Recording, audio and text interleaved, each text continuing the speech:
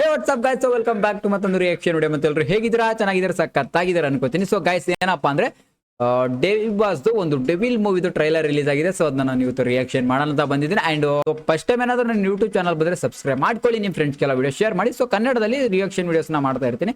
And ವಿಡಿಯೋನ late ಮಾಡೋದು ಬೇಡ, ಬನ್ನಿ ಗೈಸ್ ಬೇಗ ಸ್ಟಾರ್ಟ್ ಮಾಡೋಣ.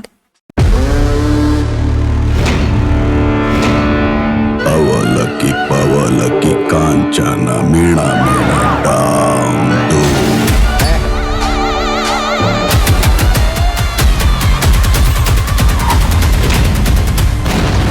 ಕೋಟ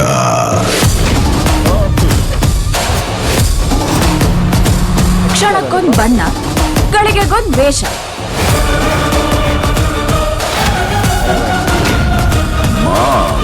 ಅಲ್ಲ, ನಾನು ನಿನ್ ನಿಜವಾದ ರೂಪನ ಸರಿಯಾಗಿ ನೋಡೇ ಇಲ್ವಲ್ಲೋ. ಲುಕ್ಕಲ್ಲಿ ಅವ್ನು ಹೀರೋನೇ, ಆದ್ರೆ ಕಿಕ್ಕಲ್ಲಿದ್ರೆ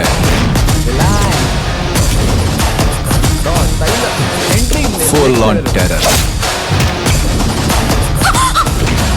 A brother from another mother, but not the same father. Excuse me PC, ಚೂರು ಎಸಿ ಹಾಕಮಲ್ಲ ಟಪ್ಸಿಗೆ. ಫಸ್ಟ್ ಅವನ ಕ್ಯಾರೆಕ್ಟರ್ ಅಸಾಸಿನೇಷನ್ ಮಾಡಬೇಕು. ಅವನು ಒಂದು ಲೂಪ್ ಹೋಲ್ ಸಿಕ್ಕರೆ ಸಾಕು.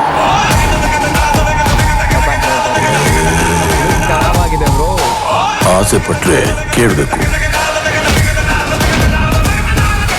ಕೊಡ್ತಿದ್ರೆ ಕಿತ್ಕೋಬೇಕು. ನಾನು ಕೂತಿ ಚೇರಲ್ಲಿ ಬೇರೆ ಯಾರು ಕೂತ್ಕೋಬಾರ್ದು.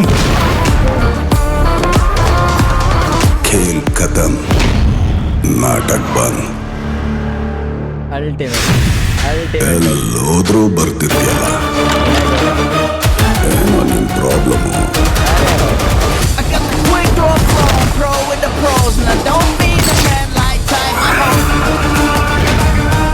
ಧನುಷ್